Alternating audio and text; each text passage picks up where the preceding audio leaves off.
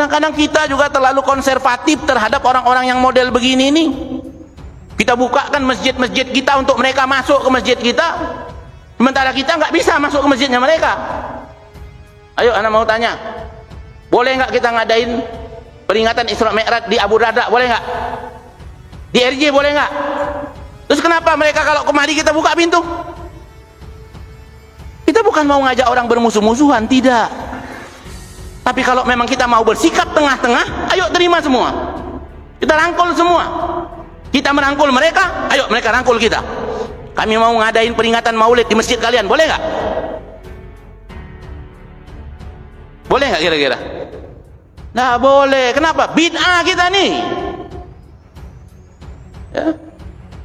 Jadi kalau tak paham nih pengurus masjid, bahaya nih. Masjid-masjid kita nih sudah banyak yang diambil alih oleh mereka. Amaliyah tadi, doa tadi seperti itu, dari ana tadi sholat sampai tadi selesai, ana bisa terangkan itu semua dalilnya. Bisa kita terangkan semua dalilnya, ada dalilnya semua. Tapi ada nggak di masjid mereka doa habis sholat? Tidak ada. Bid'ah. Terus kita mau biarkan masjid kita seperti itu semua sekarang? Tentu tidak.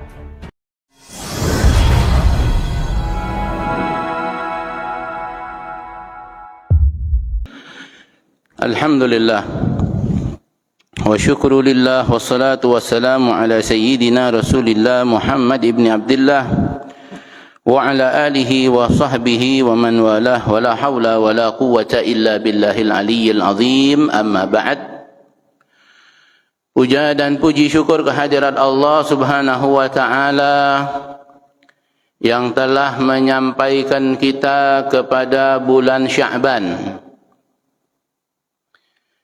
yang mana di dalam bulan Sya'ban itu terdapat satu malam yang dikatakan oleh Syekh Abdul Qadir Al-Jailani, satu malam yang mana kemuliaan malam itu lebih mulia setelah malam Lailatul Qadar.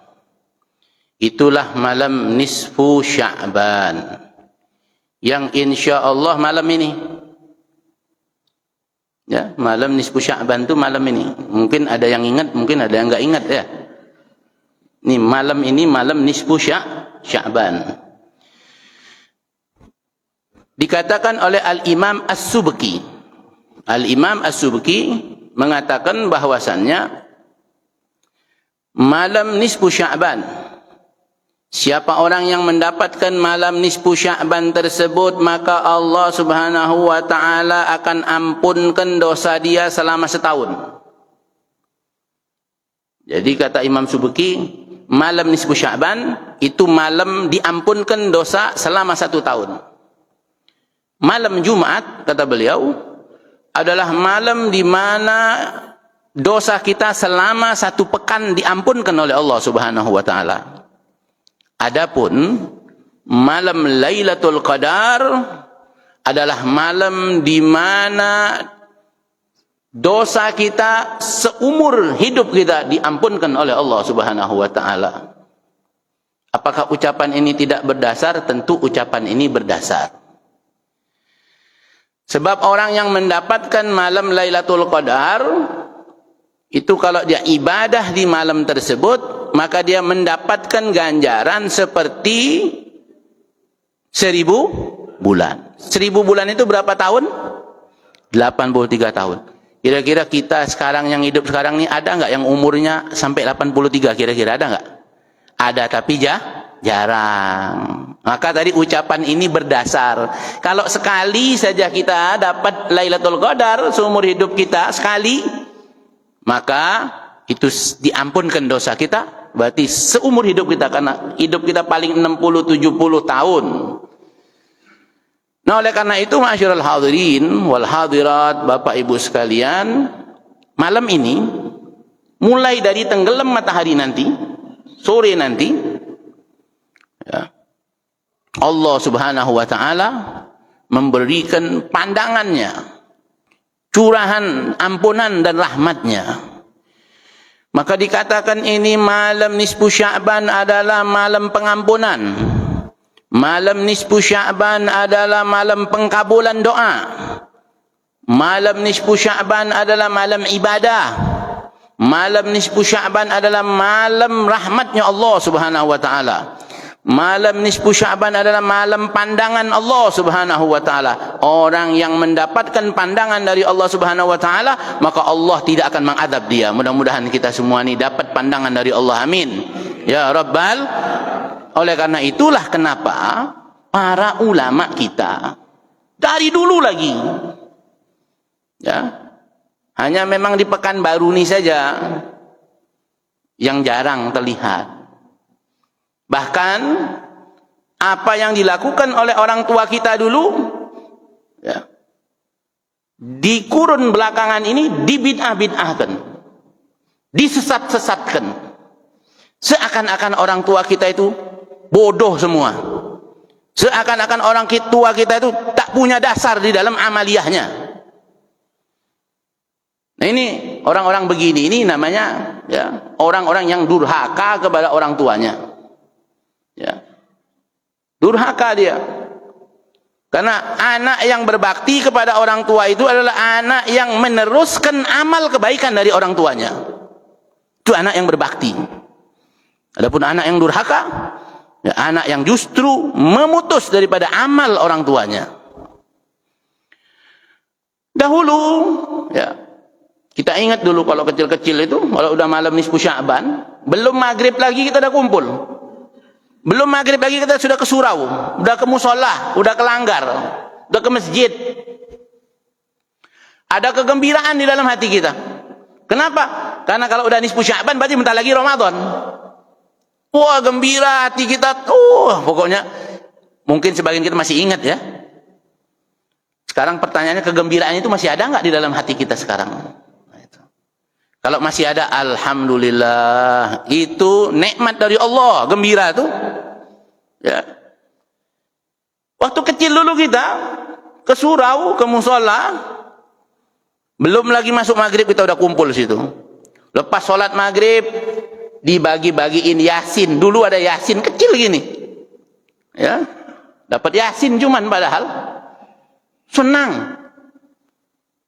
Lepas maghrib, lepas sholat maghrib, dipimpin sama imam, dipimpin sama orang-orang tua kita, ulama-ulama kita, apa yang dilakukan? Baca Yasin. Iya, baca Yasin. Kata yang pimpin, mari Bapak Ibu sekalian kita niatkan pembacaan Yasin yang pertama ini, kita niatkan minta kepada Allah Subhanahu wa taala agar Allah Subhanahu wa taala panjangkan umur kita di dalam keadaan taat kepada Allah, dalam keadaan sehat afiat. Atas niat ini Al-Fatihah, baca Fatihah. Lepas baca Fatihah, baca Yasin sampai selesai. Lepas baca Yasin sampai selesai, baca doa. Apa doanya? Doa nisfu Sya'ban. Ya, kalau tak percaya, tanya tuh sama Ustadz Google, tahu dia doa nisfu Sya'ban.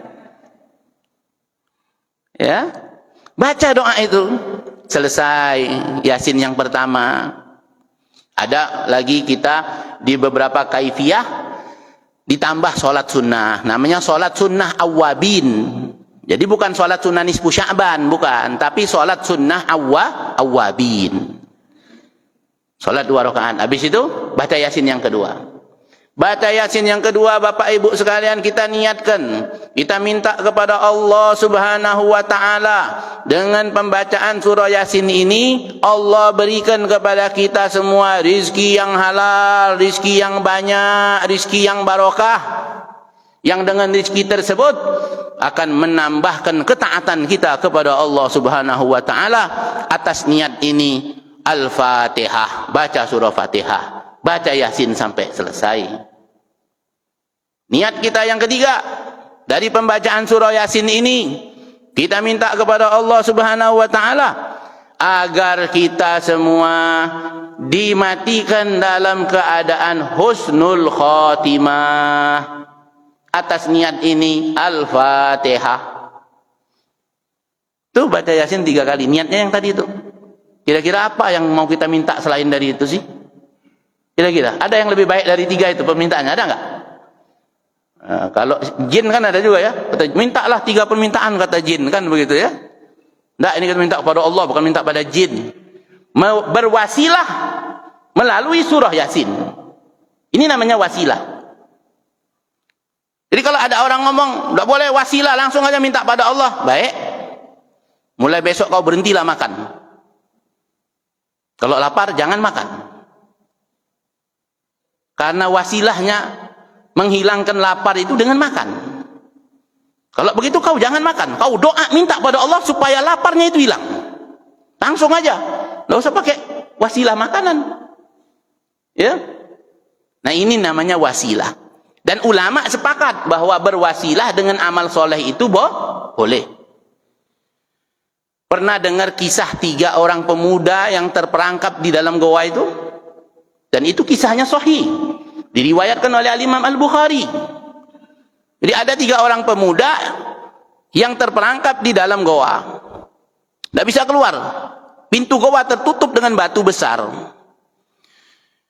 Nah mereka di dalam keadaannya itu mereka minta berdoa kepada Allah. Melalui amal solehnya mereka. Nah itu. Akhirnya di antara pemuda itu minta kepada Allah. Yang pertama, pemuda ini dulu dia pernah diajak oleh sepupunya untuk melakukan perbuatan zina. Pemuda ini pernah diajak oleh sepupunya melakukan perbuatan zina.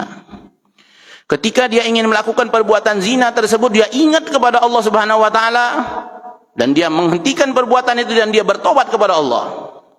Maka kata pemuda itu, "Ya Allah, seumpama yang aku lakukan itu karena engkau terima ya Allah, maka geserkan batu yang menutup goa ini."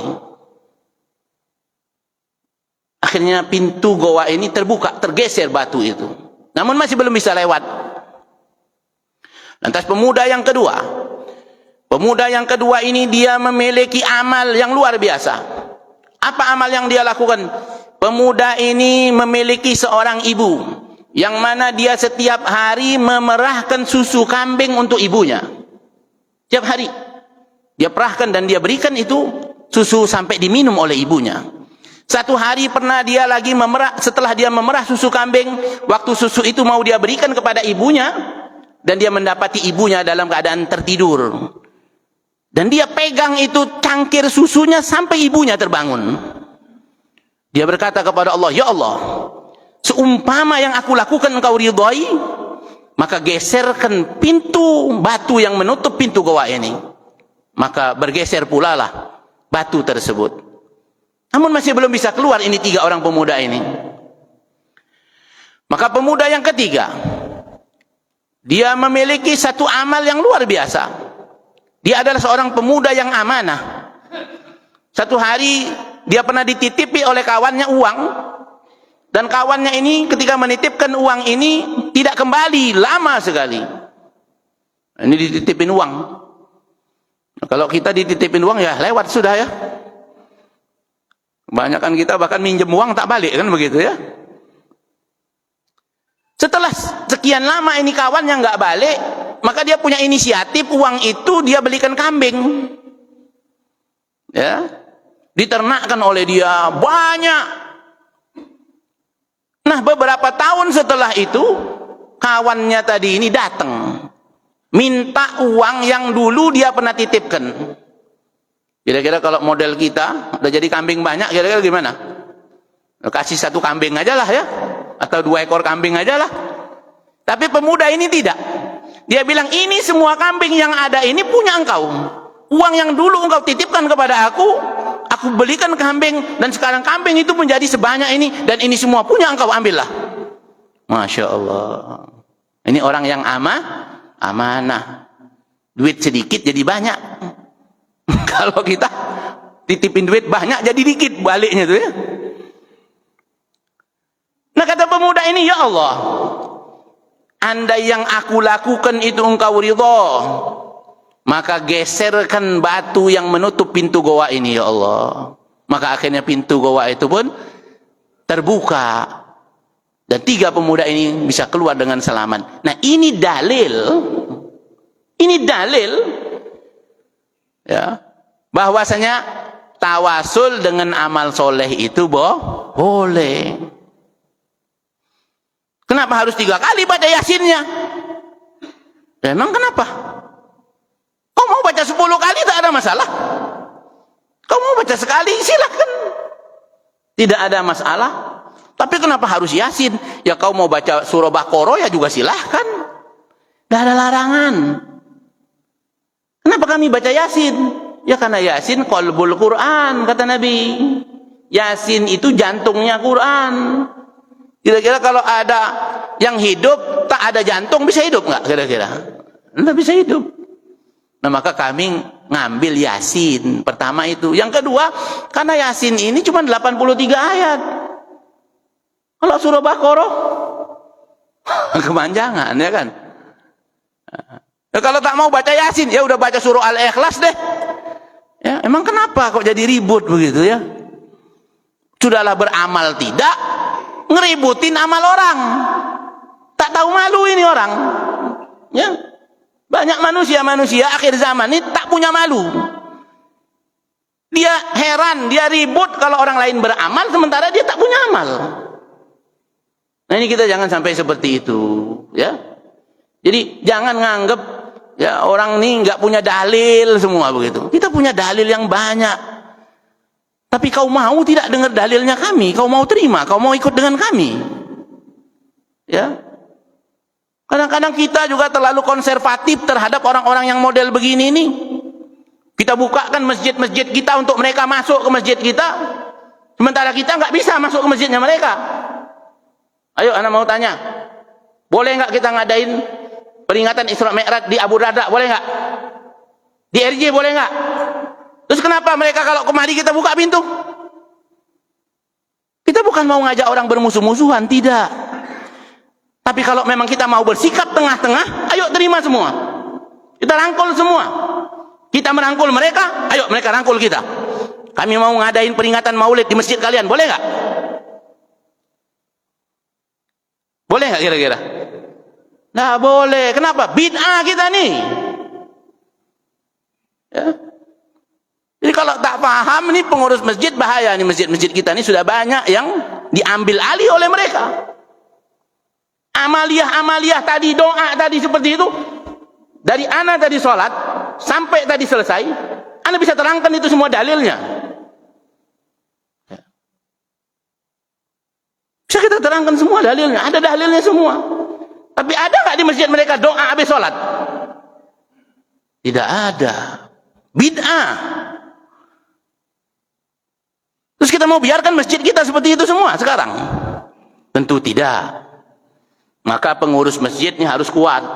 Ya, pengurus masjid sudah ya mesti belajar nih. Ya, jangan biarkan mereka masuk. Ya, itu pelan-pelan tuh mereka biasanya masuk nanti jadi pengurus masjid mulai itu. Kalau imam tak datang dia maju tuh biasanya tuh, dia ngimamin. Nanti mulai pengurus, wah bagus nih kayaknya jadi imam dia nih. Nah, mulai masuk tuh. Sudah, kita yang pegang masjid kita, kita yang jaga masjid kita. Jangan sampai masjid kita ini terkontaminasi oleh akidah-akidah yang sesat ini. Nah, ma'asyiral hadirin wal hadirat rahimani wa rahimakumullah. Ini malam ini ya. Syukur-syukur di masjid ini ada nih. Ada enggak? Ada ya? Nah, ini jaga ini ya. Dijaga ini. Bawa anak kita, bawa cucu kita nanti maghrib tuh ya. Bawa rame-rame kemari ke masjid. Pas baca Yasin, salat Isya ya, berjamaah. Sebagian lagi lepas salat Isya salat tasbih. Begitulah dihidupkan malam nisfu Sya'ban ini, dihidupkan dengan amal. Dengan amaliyah. Ya. Walhasil begitulah seharusnya kita menghidupkan malam nisfu Sya'ban minimal salat maghrib berjamaah, Isya berjamaah, dan subuh berjamaah. Ini minimal tuh. Sama, pengen dapat malam Lailatul Qadar, bagaimana caranya? Apa mesti begadang? Enggak. Tak payah begadang, apalagi begadangnya di pos ronda ya. Untuk mau ngapain? Mau nunggu Lailatul Qadar lewat. Dah lewat situ dia. Dia lewat jalan lain itu Lailatul Qadar, ya. Terus bagaimana caranya? Salat maghrib berjamaah, isya berjamaah, syukur-syukur, tarawih. Lepas tarawih, baca Quran, baca zikir. Kemudian tidur.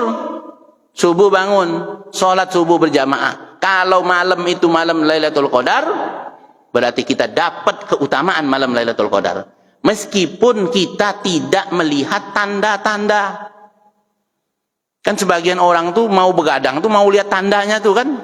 Katanya kalau malam Lailatul Qadar itu pohon sujud, ruku. Ada yang menyaksikan itu ya? Itu bisa saja memang. Ya. Itu adalah rahasia Allah Subhanahu wa ta'ala. Tapi yang seperti itu tidak semua orang ditampakkan oleh Allah. Melainkan orang-orang yang memang Allah berikan karunia tersebut. Ada lagi waktu dia mau ngambil air wuduknya itu ya macam apa ngejel begitu ya. Enggak cair airnya, ada. Ya macam-macam, masing-masing orang berbeda-beda ya menyaksikan itu. Tetapi bagi yang tidak menyaksikan, kalau dia bertepatan beribadah di malam tersebut, maka dia pun mendapatkan ganjaran yang Allah janjikan, khairun min alfi syahr tersebut. Nah, ma'asyiral hadirin wal hadirat rahimani wa rahimakumullah, Al-Imam Ali, Sayyidina Ali karramallahu wajhah, beliau kalau malam nisfu Sya'ban itu mengkhususkan ibadah. Jadi menyendiri, ya beliau ibadah. Nah, kita jadilah ya, kita ini model-modelnya ini kalau mau berzikir banyak-banyak, sholat banyak-banyak, ya kayaknya agak berat ya. Nah, sudah jadilah. Habis maghrib baca Yasin 3 kali, niatkan tadi. Tidak ada permintaan yang lebih bagus dari itu kan? Minta panjang umur, sehat afiat dan taat. Ya, panjang umur dalam taat, sehat afiat. Bagus nggak kira-kira? Yang kedua, banyak rizkinya, banyak halal berkah. Yang ketiga, mati husnul. Lah udah, hidup enak mati enak ini. Hidupnya enak matinya enak ini. Sudah 3 itu aja minta. Tidak usah panjang-panjang, tidak usah dirinci, minta pada Allah. Allah Maha tahu. Ya, mau disebutkan semua, ya Allah jadikan cucuku yang ini, anakku yang ini, daganganku yang ini. Tidak perlu, sudah cukup minta ini aja. Ya, Allah zat yang maha mengetahui. Nah, ini jaga ya malam ini ya, insyaallah semangat semua ya. Perbanyak ibadah, sedekah. Nanti maghrib bawa nasi uduk. Nah, itu dulu kita waktu kecil-kecil dulu ya makan nasi uduk tuh, pakai nampan tuh ya.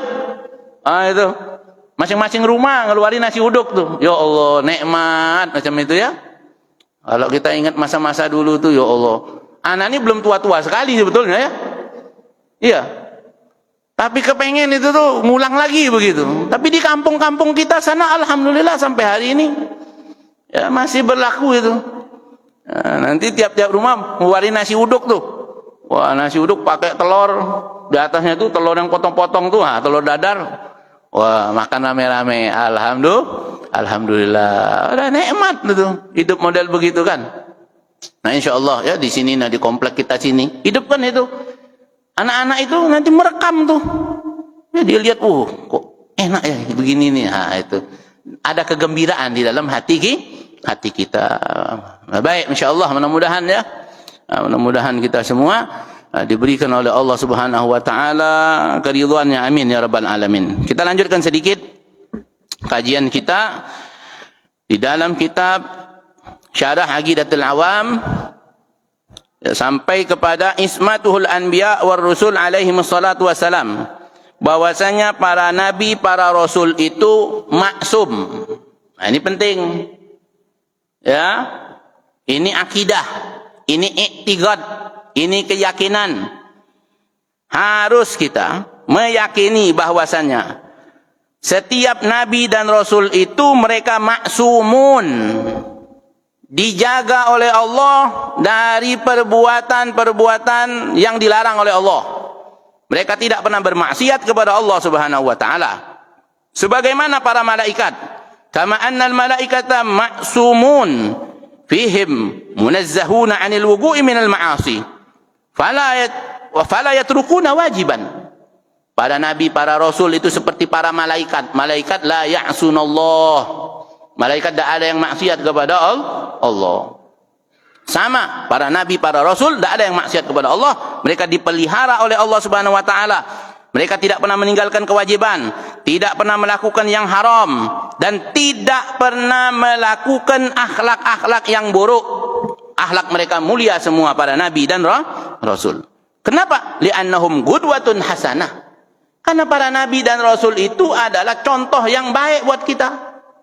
Maka mustahil mereka itu mencontohkan yang tidak baik. Wal mithalul a'la alladhi yattajihu ilaihi an-nas wallahu huwa alladhi tawalla ta'dibuhum wa tahdhibuhum wa ta'limuhum hatta kanu ahlan lidzalika. Para nabi, para rasul itu yang mendidik mereka, yang mengajar mereka, yang mengarahkan mereka, yang memberikan ilmu kepada mereka adalah Allah Subhanahu wa taala. Langsung itu. Makanya kalau ada orang ngomong, ada kadang-kadang orang kita, tenang saja, Indonesia ini negeri yang banyak walinya. Indonesia ini dijagakan oleh Allah. Jadi tenang saja kita. Jadi biarkan aja orang mau berbuat apa, ya. Salah ini. Tidak betul itu. Ya. Di Arab sana, di Palestina sana, itu negeri para nabi, bukan lagi para wali. Kira-kira hebat nabi, hebat wali? Hah? 1000 wali tidak bisa nandingin satu nabi. Atau 1000 wali. Ya, 1000 wali kumpul lawan satu nabi. Masih lebih mulia satu nabi. Iya, jadi jangan ya tenang aja, enggak apa. Indonesia ini negeri para wali, dijaga para wali. Nah, ini terlalu remeh ini. Sehingga apa? Akhirnya pembiaran, kemaksiatan dibiarkan, akan dijaga wali. Ini ngawur ini model begini nih, ya. Entah dari mana belajarnya dia ini. Jadi kita harus amar ma'ruf nahi mungkar. Kan ini perintah Allah. Ya. Perintah Allah. Kuntum khaira ummatin ukhrijat lin-nasi ta'muruna bil ma'rufi wa tanhauna 'anil munkar. Jadi harus kita tetap melakukan ta'muruna bil ma'ruf, ngajak orang buat baik dan mencegah kemungkaran. Bukan kemungkaran dibiarkan, ketidakadilan dibiarkan, kezaliman dibiarkan. Bukan begitu caranya. Ya, sehingga kita diam aja. Jangan protes, jangan ngomong. Kalau ngomong salah, kan begitu ya. Nah, ini tidak seperti itu. Dia bilang ini Indonesia, ya kita harus jaga, jangan seperti di Arab perang. Arab yang mana yang perang? Apa menurut kita nggak bisa itu terjadi juga di Indonesia? Bisa, kita ini kan sudah duluan perangnya kan. Nenek moyang kita dulu kan perang ya.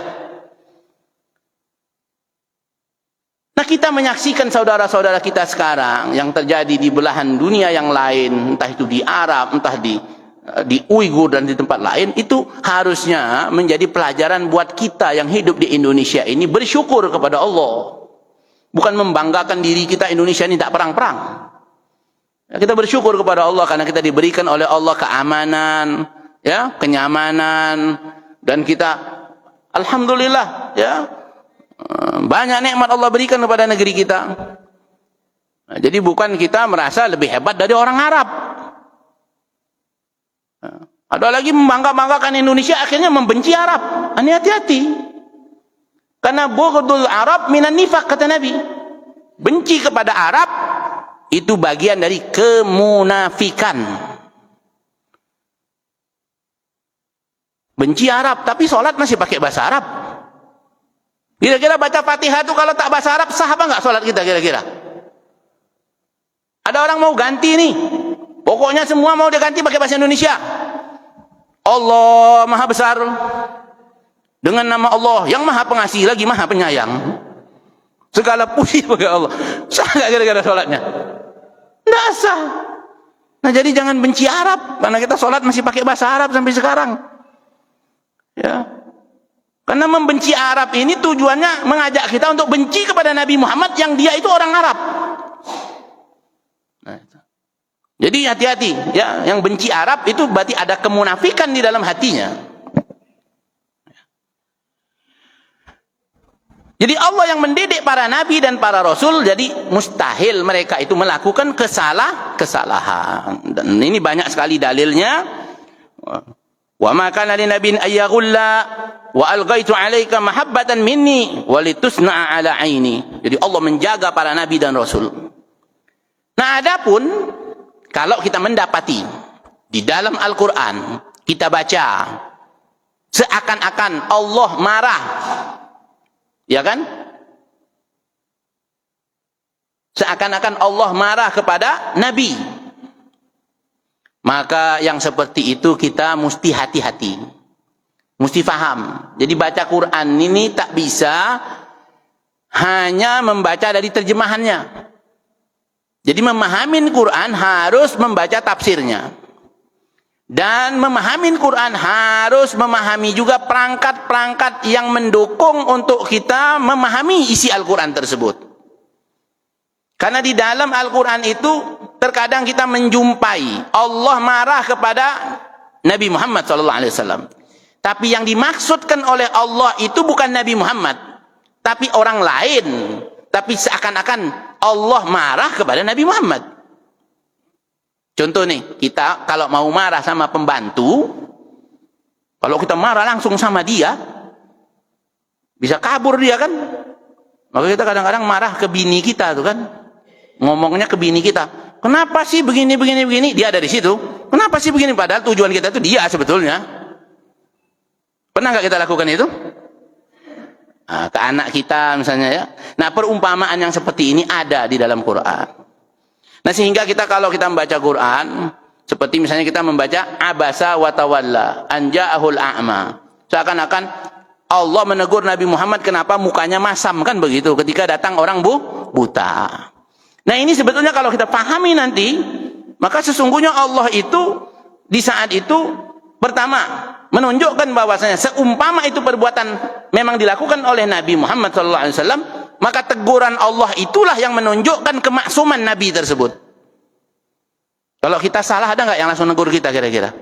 Allah langsung tegur kita? Enggak. Itu yang pertama. Yang kedua, bahwasanya Allah menegur kepada Nabi Muhammad, memberitahukan kepada yang lain bahwasanya kalau Nabi lagi sibuk, engkau jangan ganggu Nabi.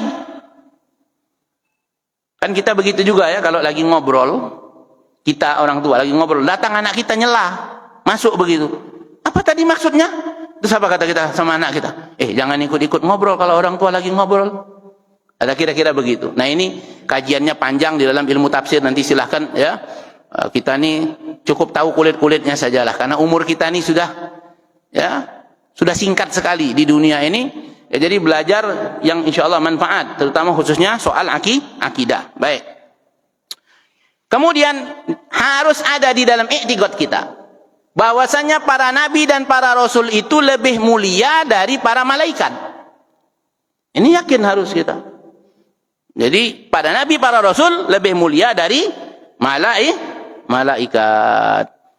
Apa dalilnya? Wa idz qulna lil malaikati isjudu li adama fasajadu. Ketika kami Allah perintahkan yakni kepada para malaikat sujud kepada Nabi Adam, maka mereka semua pun sujud. Nah, ini makna sujud, yakni menghormati Nabi Adam. Artinya ini menunjukkan bahwasanya para nabi adalah lebih mulia dari para malaikat. Dan di antara para nabi tersebut Allah Subhanahu wa taala memuliakan sebagian atas yang lainnya. Apa dalilnya? Tilkar rusulu faddalna ba'dhum ala ba'd.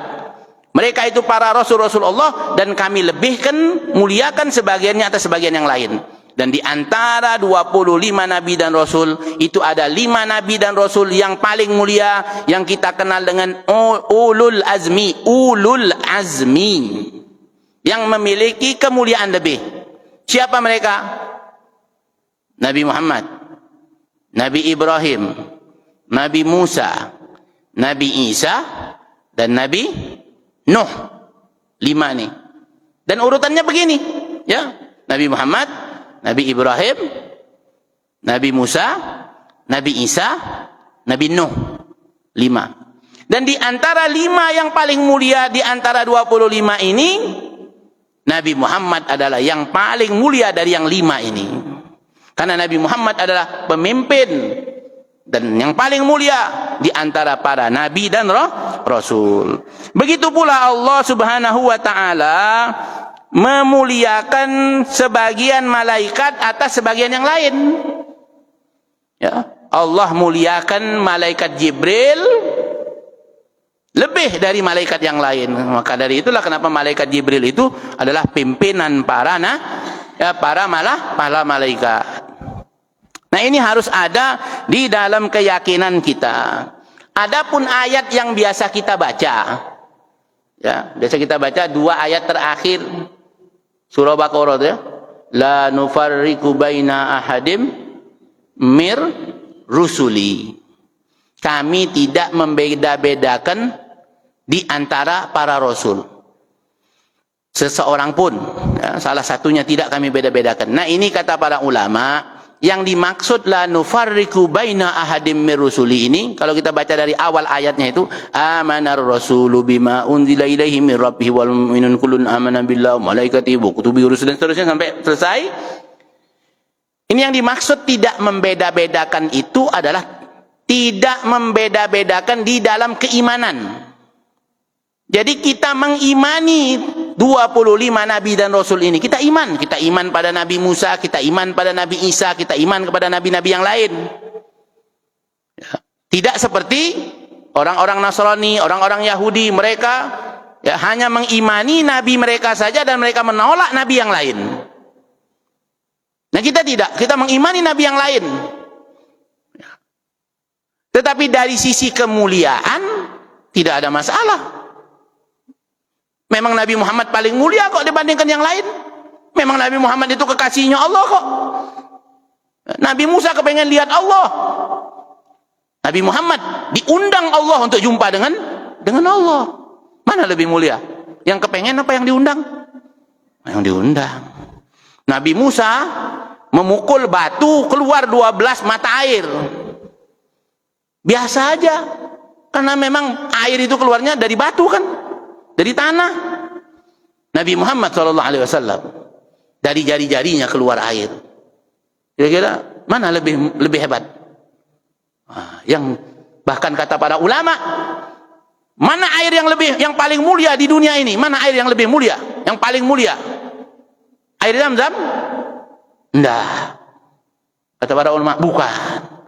Yang paling mulia air di dunia ini adalah air yang pernah keluar dari jari-jarinya Nabi Muhammad SAW. Sallu ala Nabi Muhammad. Ya. Nabi Musa membelah lautan.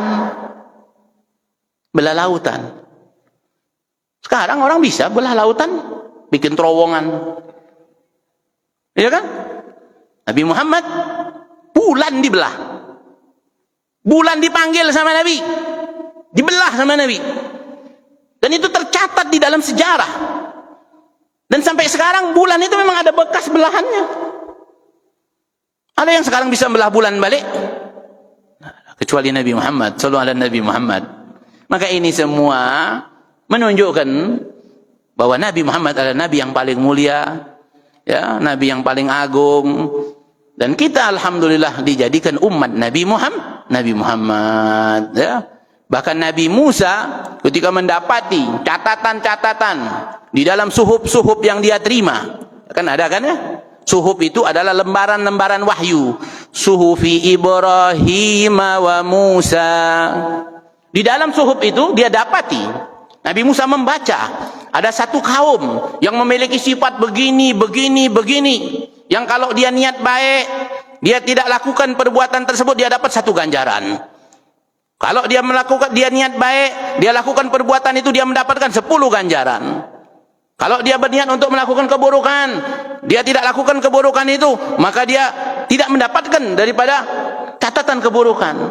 Banyak kemuliaan-kemuliaan umat tersebut. Kata Nabi Musa, apakah ini umatku ya Allah? Setiap kali dia membaca kemuliaan tersebut, dia tanya pada Allah, karena Musa kalimullah. Musa itu langsung ngomong sama Allah, tanya, ya Allah, ada umat yang begini, yang begini. Apakah ini umatku? Tidak, kata Allah. Tilka umat Ahmad. Itu umat Ahmad. Nabi Muhammad di langit dikenal dengan Ahmad. Di dunia dikenal dengan Muhammad. Semua itu tilka umat Ahmad, tilka umat Ahmad.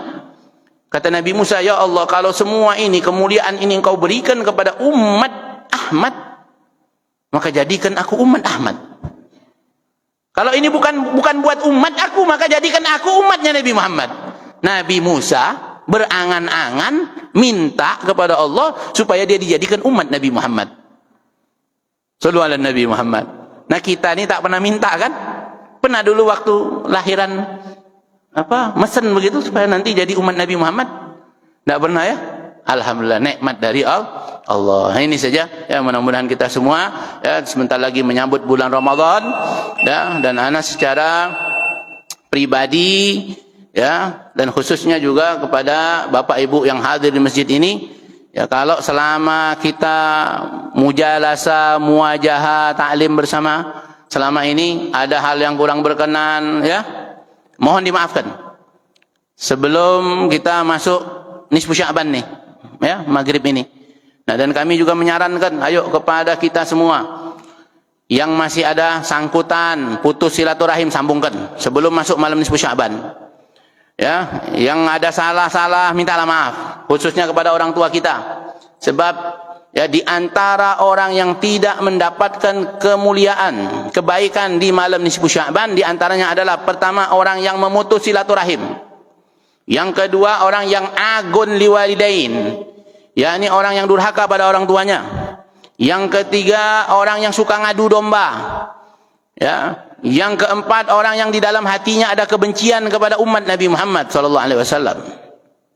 Yang kelima, mudminul khamr, orang yang selalu minum minuman keras. Ini 5 golongan ini tidak mendapatkan kemuliaan di malam nisfu Sya'ban. Nah, oleh karena itu, ayo yang masih ada orang tua minta maaf ya. Yang ada saudara yang selama ini enggak berteguran ya, hanya gara-gara beda 01, 02, 03, ayo sambungin lagi. Ya, udah selesai udah. Ya, udah selesai. Ayo sambungan lagi, ayo silaturahim lagi. Nah, ini penting ya, untuk keselamatan kita semua. Wallahu a'lam bishawab. Ada yang ingin ditanyakan?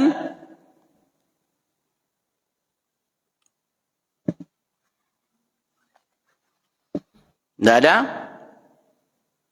Baik, kalau enggak ada, besok ya, kita tetap disunahkan puasa.